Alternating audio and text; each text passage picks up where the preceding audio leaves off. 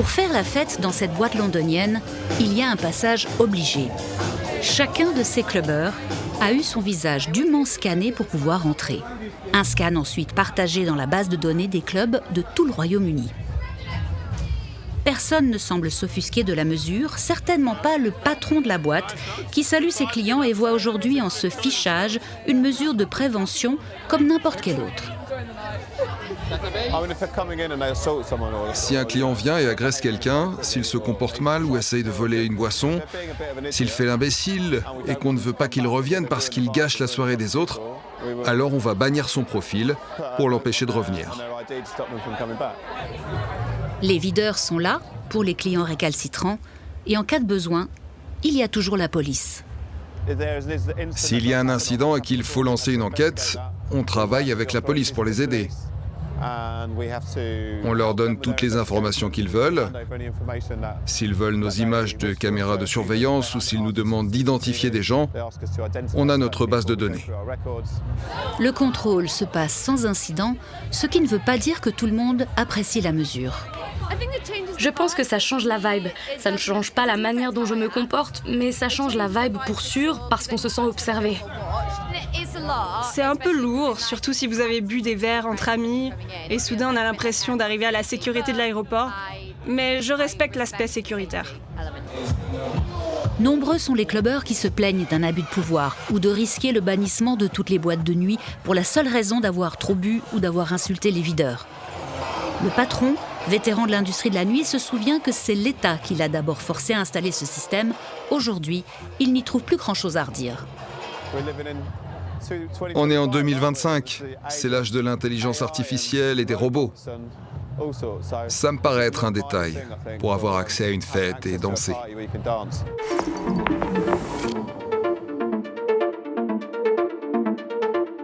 Au Royaume-Uni, la reconnaissance faciale est en pleine explosion. Après Pékin, c'est même à Londres qu'on trouve la plus forte concentration de caméras de reconnaissance faciale au monde. Un boom facilité par l'absence quasi totale de lois en limitant l'usage. La technologie est même désirée par le gouvernement britannique pour stimuler l'économie du pays. Un contraste avec l'Union européenne. Les 27 ont strictement réglementé la reconnaissance faciale l'été dernier, la rendant quasi impossible à utiliser à des fins sécuritaires. Et en Suisse alors ? Si certaines villes comme Lausanne ou Zurich l'ont déjà banni, il n'existe pour l'instant aucune loi qui la restreint au niveau national. Aujourd'hui, certains craignent une entrée de la technologie par la petite porte. En 2023, les CFF avaient provoqué un tollé en annonçant vouloir l'utiliser dans le but de mesurer les flux de passagers avant d'abandonner. Aujourd'hui, c'est l'aéroport de Genève qui ressort le dossier et c'est bien ficher les passagers qui est à l'ordre du jour. L'aéroport sait le dossier explosif. Après des semaines de tergiversation et un refus initial de nous parler, la direction a finalement accepté de nous recevoir pour présenter ce projet sous son meilleur jour. Le visage du passager deviendrait son boarding pass. Donc, lorsqu'un passager devrait arriver à l'aéroport, il aurait un premier point de contact dans lequel il devrait s'enregistrer. À partir de ce moment-là, l'image biométrique peut être utilisée dans tous les passages aéroportuaires dans lesquels une reconnaissance du boarding pass ou du document est nécessaire. Ceci, ça peut être à la dépose automatique des bagages, lors du passage d'un portique de présécurité, à l'embarquement. Des caméras installées à différents points de passage de l'aéroport analyseraient le visage du passager et lui permettraient de passer les portails de sécurité ou d'embarquer dans son avion. Les données biométriques sont très fiables, sont plus fiables qu'une reconnaissance humaine. Donc effectivement, ça peut contribuer à améliorer encore la sécurité. Après, il peut y avoir des technologies qui peuvent être utilisées à niveau d'enquête par la police, par exemple, comme les images de surveillance qui ne sont pas utilisées par l'aéroport, mais uniquement par la police. Ce projet est partagé avec les autres aéroports du pays. Il leur faut maintenant obtenir une autorisation explicite de la part de la Confédération avec une révision de la loi sur l'aviation qui pourrait arriver au plus tôt à la fin 2026. En attendant, et bien que la technologie soit prête, l'aéroport de Genève temporise. Nous avons des équipements aujourd'hui avec notre fournisseur qui sont, on peut dire, prêts pour la biométrie, mais la biométrie n'est pas activée. Elle ne le sera pas tant que nous n'aurons pas l'autorisation de le faire. Le grand défi pour la direction risque d'être l'opinion publique. Le fichage que représente la reconnaissance faciale hérisse le poil de très nombreux citoyens. Mais il faut la technologie et la sécurité qui va avec. Parce qu'il ne faut quand même pas l'oublier, s'agissant de données biométriques, c'est des données très sensibles qui doivent être utilisées avec beaucoup de soin. L'aéroport n'est de loin pas le seul à désirer cette technologie en Suisse. À Winterthur, l'entreprise AvaX développe des systèmes de sécurité basés sur la reconnaissance faciale. Parmi ses clients, le club de foot turc de Beşiktaş, l'entrepreneur nous montre comment, en quelques clics, il retrouve n'importe quel individu à l'intérieur du stade de 50 000 personnes. On scanne tous les gens qui entrent dans le stade. Comme ça, par exemple, on peut identifier les gens qui lancent des engins pyrotechniques sur le terrain. Il y a 750 caméras à l'intérieur et autour du stade. AvaX collabore aussi avec des forces de police en Suisse et a installé son système sur des robots de sécurité.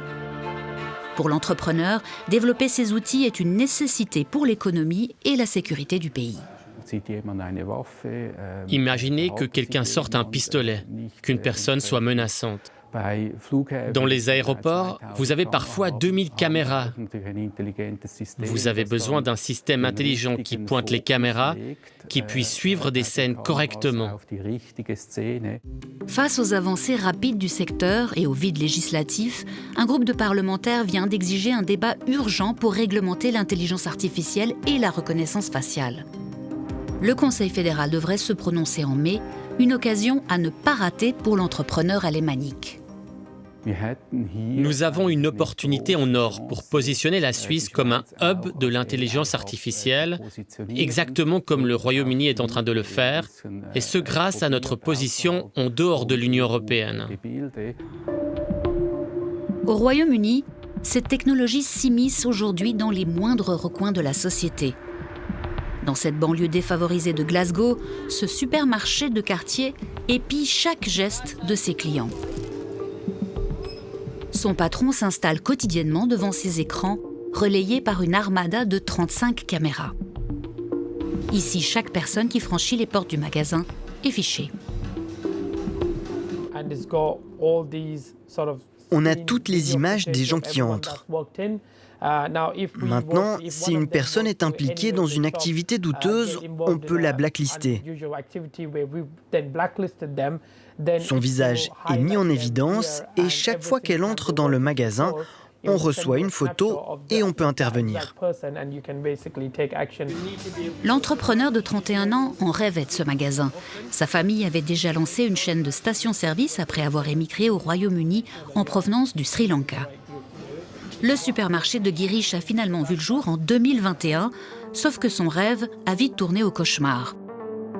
Avec le Brexit et la pandémie, de plus en plus de Britanniques appauvris ont commencé à se servir sans passer par la caisse. Une crise du vol à l'étalage qui a failli couler le magasin. Ce client a 2 bouteilles de vin dans les mains et puis il décide de sortir du magasin tout excité d'avoir 2 bouteilles gratuites. Il part en courant et mon équipe arrive à récupérer la marchandise, ce qui est courageux de leur part. La police ne fait rien, alors on doit agir nous-mêmes. Une fois le crime commis, les voleurs peuvent être bannis à l'échelle nationale de tous les magasins qui utilisent le même programme de reconnaissance. Les caméras sont aussi un puissant outil de dissuasion pour le patron, ravi de son système. Une reconnaissance vocale détecte également les clients qui prépareraient un larcin. Et surtout, une intelligence artificielle reconnaît les vols en cours, une fonction qu'il nous démontre avec fierté. Vous voyez ici, cette fille vient, s'assied, puis elle ouvre son sac, elle prend un produit, elle le met dans son sac, se relève. À ce moment, notre IA soupçonne un vol. Quand Girish reçoit ce genre d'alerte, il envoie son équipe arrêter les voleurs. Sur ces images, le vol est intercepté, les produits récupérés, mais les interventions ne se font pas toujours dans le calme.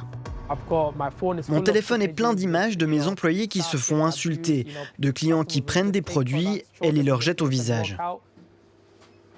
Depuis l'installation du système, le patron annonce des vols en baisse drastique de la part de ses clients, mais s'est découvert un nouvel ennemi, ses employés. Le système me fait un profil de chaque employé. Donc combien d'activités suspectes a-t-il été impliqué? Combien de fois il a ouvert la caisse? Est-ce qu'il scanne les produits correctement?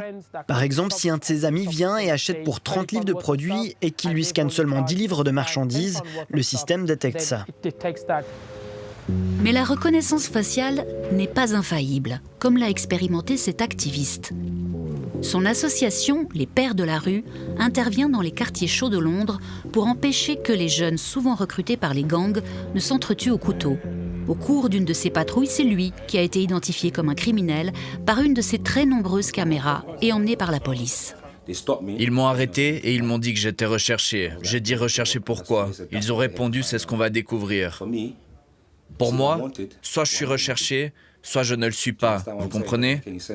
Ça n'a pas de sens. Et ils continuaient. Ils cherchaient des cicatrices sur mon visage qui correspondraient à la personne recherchée. Des études ont démontré que les systèmes de reconnaissance faciale font jusqu'à 100 fois plus d'erreurs avec les visages des personnes de couleur par rapport aux visages blancs. Pour l'activiste, les jeunes qu'il cherche à protéger risquent eux aussi d'être pris à tort pour des criminels. Il a donc déposé une plainte contre la police et demande une révision de la loi. La technologie devrait être strictement réglementée ou interdite, l'un ou l'autre. Ils disent que c'est un outil de justice, mais en fait c'est une arme contre le peuple. C'est aussi très intrusif dans la communauté. Avant, les gens marchaient librement. Maintenant, tout le monde est stressé, les gens marchent comme des robots. En Suisse, ce sont les villes qui mènent la fronde contre la reconnaissance faciale. Lausanne est la première romande à l'avoir bannie de l'espace public. Une victoire pour la société numérique réunie ce jour-là à Winterthur pour défendre les droits fondamentaux dans un monde numérique. Quand on parle de reconnaissance faciale dans l'espace public à des visées justement d'identification, c'est quelque chose qui devrait être interdit à l'échelle suisse. On tue la présomption d'innocence. Ça veut dire qu'on soupçonne que tout le monde a fait quelque chose. La star de l'événement, c'est elle, Rahel Esterman, qui a fait de la lutte contre la reconnaissance faciale son cheval de bataille. C'est quelque chose qui est vraiment quelque chose d'invasif pour la vie privée. Donc ça change un peu le comportement des gens parce qu'on sait qu'il y a une surveillance des masses. Récemment, c'est elle qui a réussi à forcer la police lucernoise à abandonner son ambitieux projet de reconnaissance faciale. Un système d'identification automatisé de tous les véhicules du canton et de leurs passagers, qui voulait ainsi retrouver les personnes en fuite ou ayant commis des infractions graves. Le tribunal fédéral a dit que ça ne va pas, c'est une surveillance de masse qui est interdite. Donc c'est maintenant pour toute la Suisse un peu un signal que ça ne va pas avec la surveillance sur les autoroutes. Pour elle, la technologie est de tous les dangers. Et ce qui la préoccupe en ce moment, c'est le projet de reconnaissance faciale des aéroports suisses.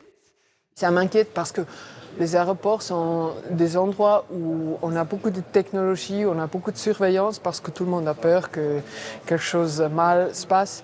Donc on n'est pas trop sensibilisé pour la vie privée, pour la protection des données.